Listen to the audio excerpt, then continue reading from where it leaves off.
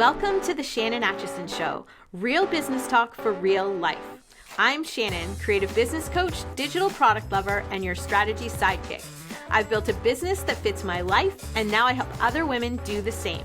No hustle, no fluff, just smart, honest conversations about building a business that works for you. Let's dive in.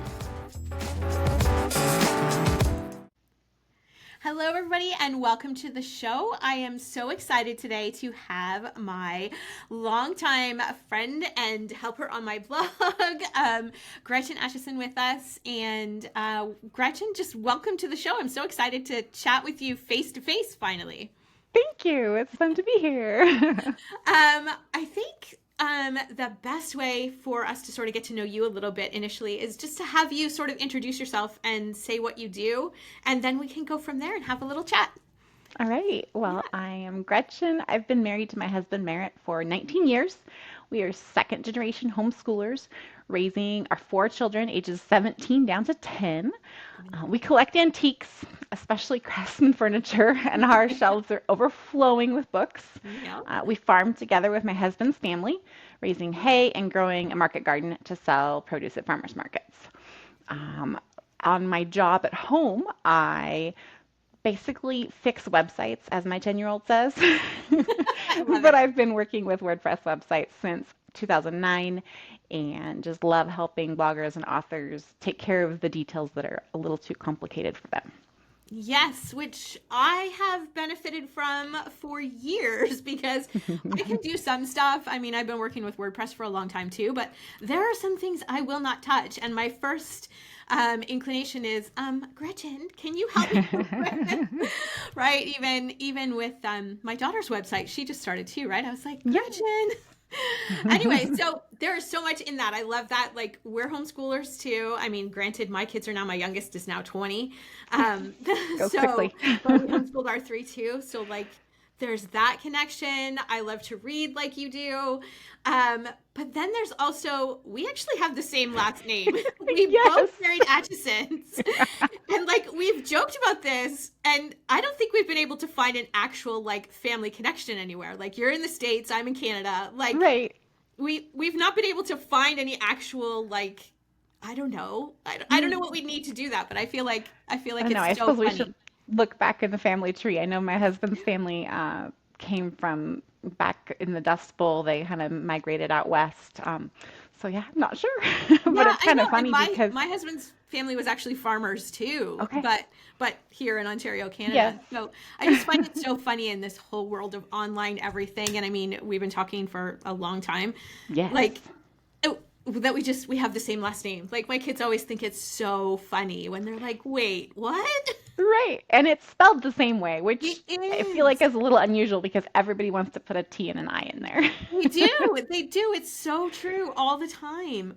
Oh my goodness. So, okay, so you homeschool your kids and you run a business that supports other business owners. What does a sort of typical day look like for you doing that? Or a typical week if it's sort As a farmer's wife, there's like no typical day. Some mornings I can take it slow, like this morning, get up and make something hot to drink and sit outside for a few minutes. But other mornings, especially being on the West Coast, I wake up and by the time I check my email here, there is an emergency with a client on the East Coast. And so then I just go full speed ahead into that and then remember to do all of the beginning of the day things later. Some days I'm running my children back and forth to pick or weed at the family farm. Other days it's a little more relaxed, just depending on the weather and the seasons. But my ideal day starts with a good breakfast and a couple focused chunks of time to work in the morning and the afternoon. Yeah. But I guess, that's part of the beauty of both homeschooling and working for yourself, right? Like, you can kind of make it all fit on different days where obviously certain things are going to take precedence, be it kids or the farm for sure. Yes. Yeah. And it's just part of owning your own business to be flexible. Yeah, you do have to be. You can have a typical day or an ideal day, but it doesn't always look like that. I know at certain parts of the year you're off at markets too, right? So that means I sell at farmers market. Yeah. One day a week. So whole other commitment. Yes. So how do you find balance then between, sort of client deadlines? Now, some, like you said, some of those are Hmm. emergencies, like, oh my Hmm. goodness, there's a white screen of death, like help me out with this, right? Yes. Like when I used to mess around with PHP, which I do not do ever, ever, ever anymore.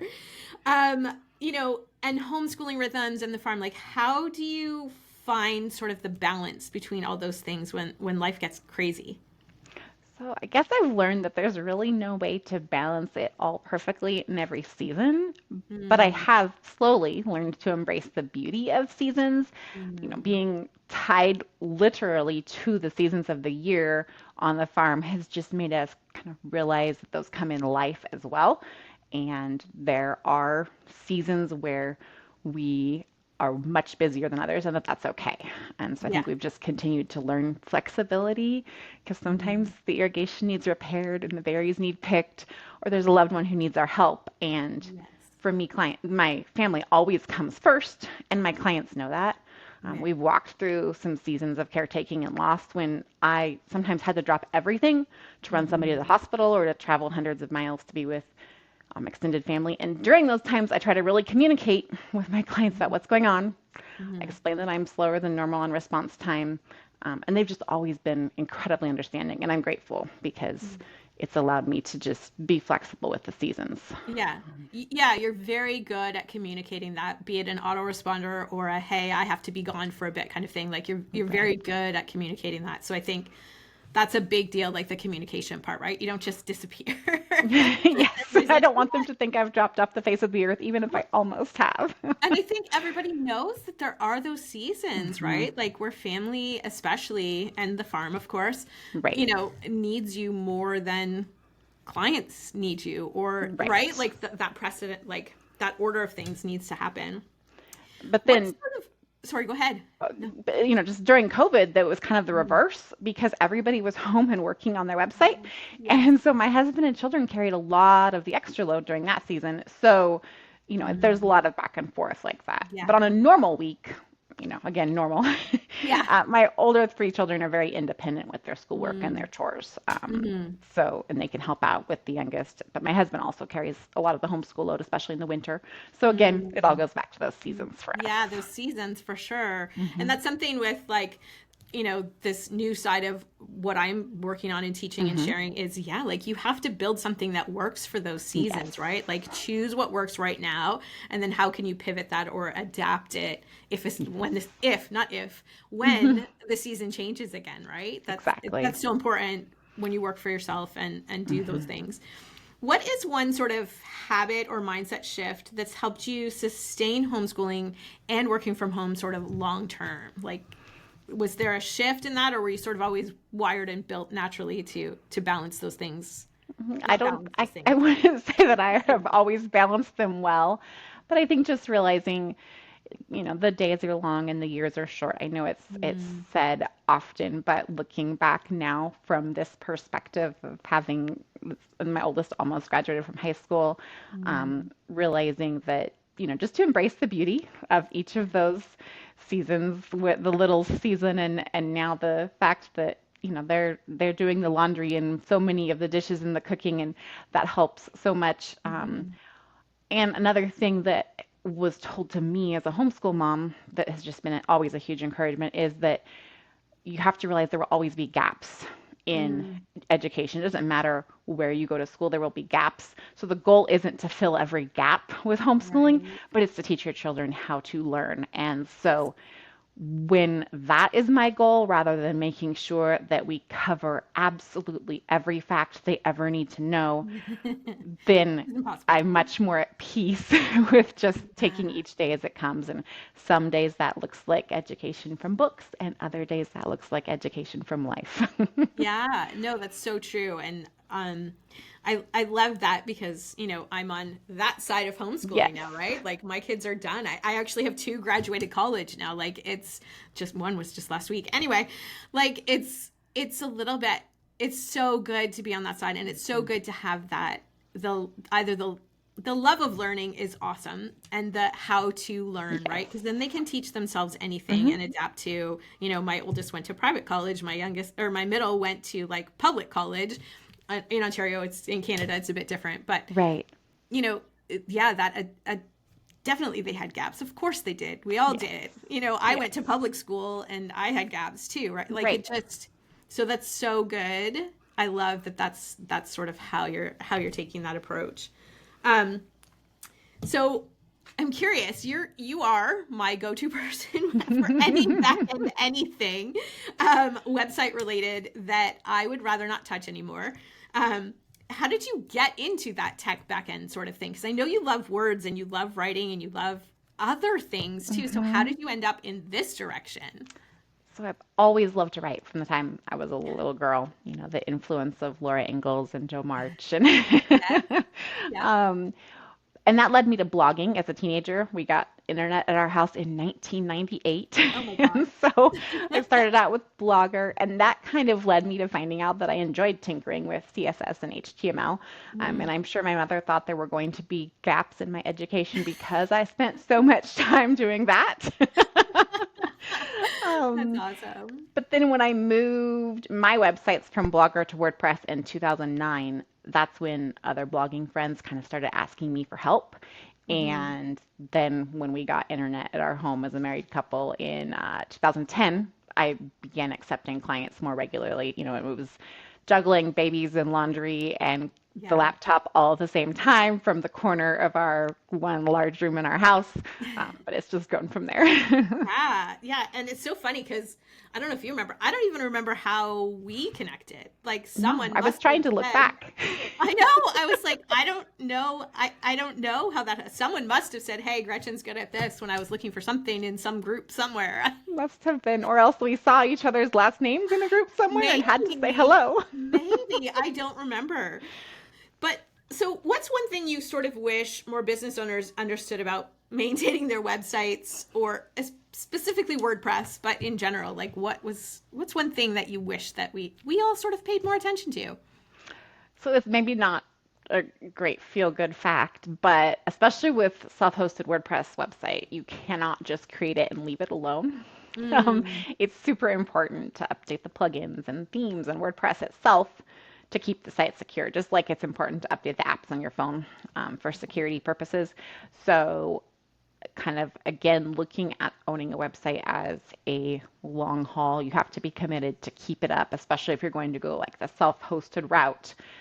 That's just, it's yeah, not necessarily great news, but it's the facts. yeah. And you can't just create a website and expect it to be the top result on Google anymore, Mm, unfortunately. mm-hmm. Again, so just kind of almost having a realistic view of having a website these days, helping people understand that you can create it and build it, but that doesn't mean everybody's going to come instantly. And there's ways to work towards that, but Right. there's a lot of other noise out there. Yeah, it's definitely different than like when we started, right? Very Yeah, much so. yeah, very, very different for sure. Um, are there so aside from SEO, Right. which is a whole thing on its own, are there tools, plugins, or systems that you find yourself recommending like over and over and over again? Like they're sort of baseline, like everybody should have kind of thing? I do a Or is it lot more of specific? I do a lot of recommending the cadence themes. Mm, Again, they make life so much easier than back in the day when we thank got you. started. Yeah, yeah. Much I prettier. love, yes, I love the sharing plugin from Hubbub Okay. for if you like social share buttons on your website, want to include pins, things like that. Mm-hmm. Um, I'm always recommending MailerLite as a low-level entry point for email lists Mm-hmm. because so many are a pay a lot and you get unlimited subscribers, but not everybody needs that right away. Right. And honestly, this sounds funny coming from a WordPress website business owner. I Yeah. recommend Substack a lot for people who are looking to get started these Okay. days. I feel like it's kind of the blog spot of 15 or more years ago, Yeah. and more like 20, 25 years ago. And it's a great way to get started to kind of try out the writing online thing. And of Right. course, there's many other options, but I'm seeing almost more for our children's generation, that Substack is a great place to get started and give it a try and see if this is what they want to do. So, Yeah. So I have not messed around with Substack very much. My sister, actually, who's never online, actually recommended, like, she's uh-huh. like, hey, I'm really enjoying this thing. I'm like, what? Like, so, like, are you seeing people use it sort of like the old school blogging where it was sort of just thoughts and feelings and what was happening kind of thing, and then people just sort of followed along with that? Is that what you're seeing with it? Some, yes, and then other people are moving their content there because Okay. there's not all the expenses or the tech Mm, challenges. There's also less control. right. Everybody's website pretty much looks the same. So it just depends on what you need it for. Okay. But I'm seeing it be a good tool, or even for the retiring bloggers who kind of want to Mm, keep their content there, right. but don't want the ongoing maintenance. Right. Yeah. Right. So are you seeing it as sort of a business place or more for people who are more casual with it?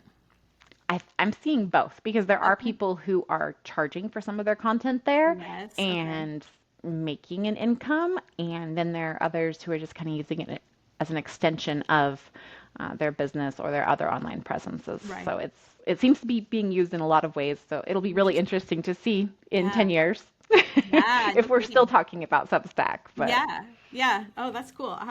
I will have to look at that more. There's always so many things, right? yes. I'm like, well, okay. Um, So, aside from Substack, then, you've helped a lot of people sort of behind the scenes, obviously. What are a few things you're seeing working really well right now in online business? Is there anything outside of Substack, or did we sort of answer that with Substack? I think it's more of a perspective of Okay. looking at online business as a marathon, not a sprint, Mm. riding the wave of the Google updates over and over and over and again, not freaking out because, or Right. even changing everything just because Google changed, because Google will change again. Right. Um, but as we look at everything in the ever changing online landscape right now, I still believe that quality content written by real people who care Hmm. about their topic will always be better than content that's been generated by bots or AI. Right. Right. And so what I see is that the people who are writing what they're passionate about and writing because they love it, Right. and or because it's their ministry, because it's something that they will do regardless, they're a little less concerned. Obviously, when your ad income tanks, then Hmm. you're going to make changes and be a wise business owner. But looking at it with the long view in mind and not the Hmm. short view Hmm. helps Hmm. when you're kind of confused about what to do next. Right. And I think if you're one thing I've learned, because I'm always shiny object person, one thing I've learned is to not sort of, is to, two things, not make knee jerk reactions like you're saying, Yes. like to the changes, because they have changed over and over and over again. Yes. And to ask around about who you're going to listen to and who you're going to take advice Mm-hmm. from, because even the people who are so-called experts, I've learned, they don't necessarily know what they're talking about, or they Right. haven't. Anyways, I know I've made changes that shouldn't have made, and I look back now and go, oh yeah, I should have done this, or I should have left it alone instead. So Right. yeah, I And think it's hard looking to at it, know because yeah, sometimes you need to jump on that bandwagon. yeah, That can also serve your business well, but just looking at it with the long goal in mind, yeah, not expecting overnight results right, is helpful in this current situation we yeah. find ourselves in online. And I think too what you said about like people who are actually passionate about it, truly hmm writing and creating their own content. I think that almost feels like a full circle moment back to like when we started, and that's what Yes. we were doing. We weren't doing it for this SEO term or hmm like it was something that we loved and that we were just sharing, and it feels like the personal brand part of it's back into it, and the hmm like just your personal, that's is the only way to sort of beat the algorithm, beat the AI, like that hmm sort of thing, right? Like, don't get me wrong, I think AI is somewhat helpful for things, but at the same time, it's the personal, because you Yes. can't. There is no mimicking that, really, not well, Right. anyways. And your readers know that, and they can tell if you're burnt out or if you're loving what you're doing. And so Right. sometimes it just helps to sort of step back and look at the bigger picture and remember, why am I doing this in the first place? Yeah. Yeah. It's true. It's true. And, you know, and if you are burnt out, there's nothing wrong with either taking a break or pivoting too, right? Yes. Like if it's something else, you know, you've been doing something for a long time, Hmm. it's okay to pivot and do something else. Exactly. Yeah. Exactly. So so you bring such a sort of grounded, thoughtful presence to your work. You're always kind, you're always, you know, quick, you know, you're good at what you do. How does your faith sort of shape the way you approach business and serving your clients? Well, thank you. I guess I believe in being fair and honest, and serving my clients to the best of my ability because I'm working for them. You know, Right. I always try to maintain that my client is the CEO of their business, and I can make suggestions, but I'm not going to tell them what to do because I'm working Right. for them. They're paying me. Um, as we've mentioned, I do my best to underpromise and overdeliver, especially when it's the busy of the summer season. Yeah. But I truly just believe in serving the people that, you know, I'm in business with. And so, yeah, I guess Yeah. that's just serving them. Yeah. No, that's awesome. So back to homeschooling again, Mhm. like how has homeschooling your kids influenced how you think about business or vice versa, like business, like how Mhm. does that influence that? There's definitely been times I've dealt with the mom guilt over the fact that I'm Mm, not always available for all the extracurricular things or spur of the moment play dates because I have to work. right. But my husband and I really see the value in our children understanding the importance of work and Mm, seeing what's involved in being self-employed business owners. They mhm. get an up-close view of the ins and outs and the never off-the-clock aspects of owning a business, and that's Yeah. truly part of their education. And they look at money and their future jobs differently because of it. Mm, So mhm. I definitely see the benefits, even though there are the days where I go, I'm sorry, I wish I could take you to that thing, or I wish we could just do that random play date Right. when we already have commitments. Yeah, no, that's totally fair. I think I really like that because, you know, it took me a long time to be okay with the Hmm. no, I have to work right now Yes. kind of thing, right? Like Yes. when we've done the things, I've made you lunch, you know, we've done the Hmm. lessons together. Now I need to work and you need to do this part. Like that's that's a that's a good way to look at it. It is life experience for them more than even, I mean, my husband leaves and goes to work for the day, but Yes. like I think seeing that, no, this is how much mom actually does, this is how much Hmm. dad does on the farm, this is, I think Hmm. it's really good for them to see that rather than just, oh, they're gone all day and I don't know Right. what they're doing, right? Like they Right. can see the Exactly. things. Yeah. So are there things that you do not do in your business, the things that you sort of happily outsource or say no to? So I definitely say no to sites that aren't built on WordPress Mm, or even aren't built on a framework within WordPress that I can work with. right. You know, if it's a Divi site, you know, different themes Mm, that I haven't worked with, I just say no. I say, you know, this yeah. is, I kind of have figured out what I can do, and I can't learn all the different builders that are available in WordPress now.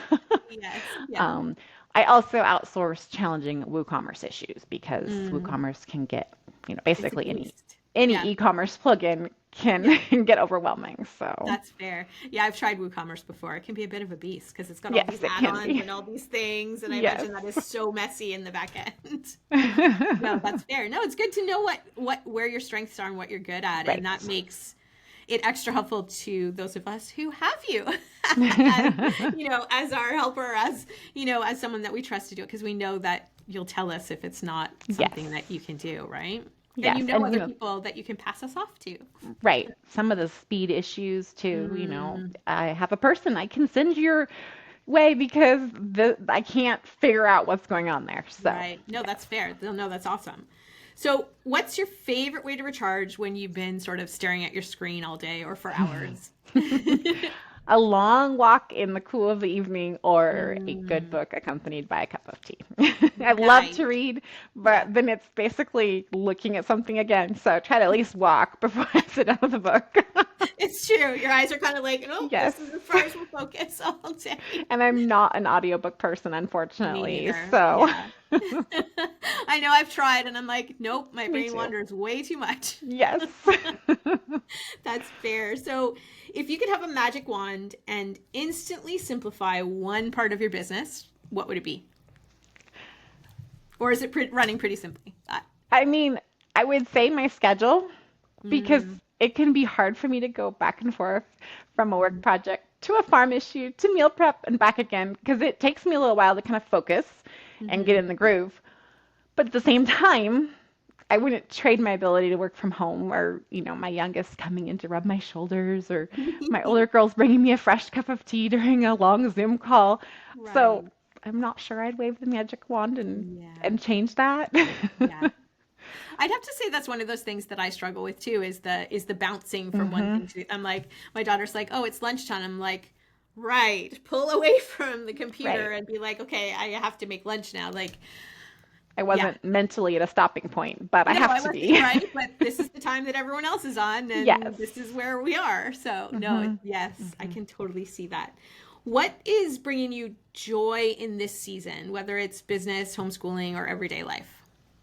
I think seeing my children develop their varied interests and becoming Mm. entrepreneurs themselves, watching them learn the value of hard work and initiative, hearing them discuss classic books I have never even read. It's just like, okay, I'm grateful that they've reached the point where they've read more and learned more than I have. My oldest daughter is writing the first book for a three book contract, and so it's just Oh. so neat to see kind of even some of my dreams come to fruition in their lives. Hmm.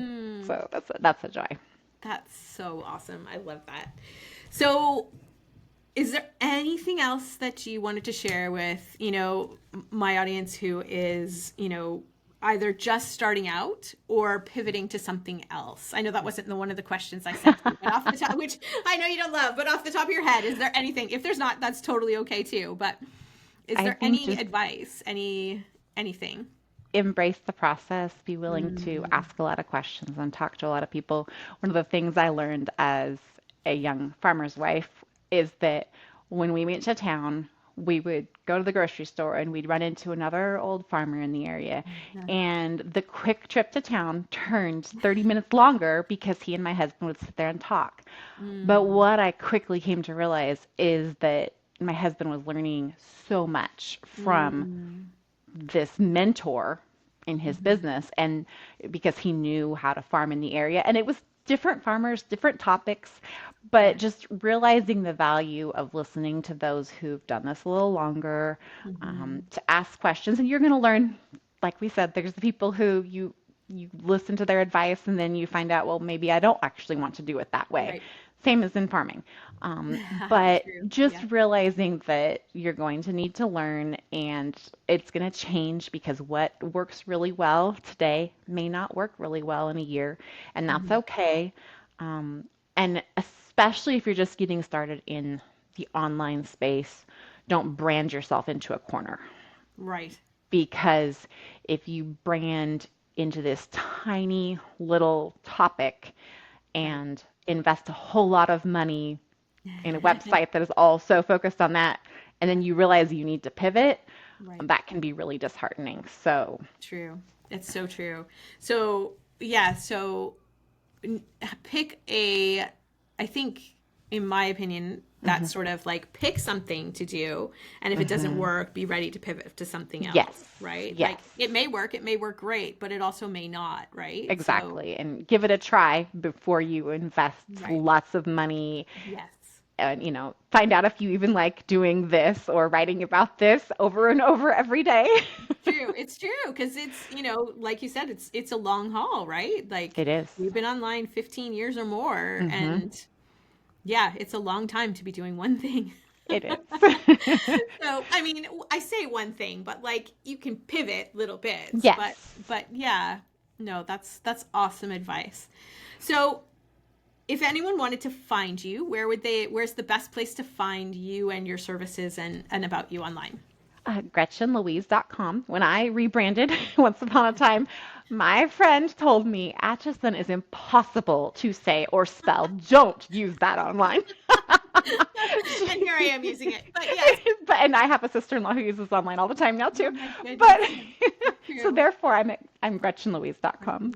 I love it. Louise with an E at the end, right? Yes. Louise. I don't know if there's any other way to spell it. I don't know what. Anyway, GretchenLouise.com. Got it. I will include that in the show notes so that people can find you if they have any questions about your services or anything else. Gretchen, thank you so much for chatting with me like this. I loved it. Shannon. I know, it's your first podcast interview. Yes. So yay. I'm so excited. I love that. No, it's like a chat. I love these. So thank you so much for being with us today. And if anyone has any questions or wants to find Gretchen, I will put the link in the show notes below, but it's GretchenLouise.com. Thanks for coming. Thank you for having me, Shannon.